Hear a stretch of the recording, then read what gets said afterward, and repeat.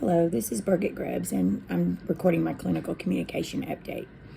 I read over the NON PF domains and core competencies, and they're pretty lengthy, very detailed. And after reflecting on these, I feel like there's a couple of areas in the independent practice competency that I feel like I've experienced some personal growth with. One is using advanced health assessment skills to differentiate between normal variations and abnormal variations in findings. I feel like that I'm getting more comfortable with being able to see that with the patients that present, and it's becoming easier for me. Also, the other area was being able to employ screening and diagnostic strategies in the development of diagnoses. I find myself, after assessing the patient, going through my head, this is what we're going to do, this is what we're going to do, and anticipating it. And it's becoming easier for me. Challenges that I feel like I'm facing right now is making sure I'm not missing things when I go in and I'm doing the assessment. Making sure that, especially with different age groups, making sure I'm not missing milestones or things that I need to tell the parents, or just some of the aspects in the physical exam. Also, making sure that what I see is what I see. It's still a little intimidating using the otoscope with smaller kids, and just seeing, is that what I truly see? And my preceptor's been very patient. She's assured me that I'm right where I need to be in what I'm doing, and that the growth will come.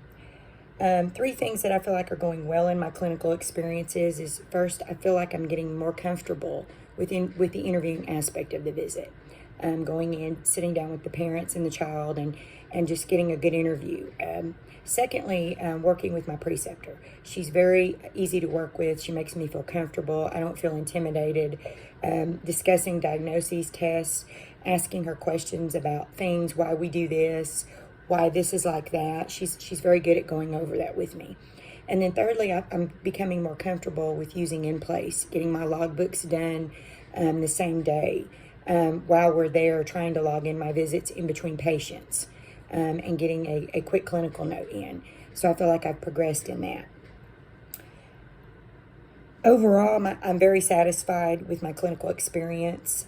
Concerns that I may have is that we're doing a lot of telehealth, and that I'm not able to physically get to listen or see in person some of the sick kids that I'd like to see.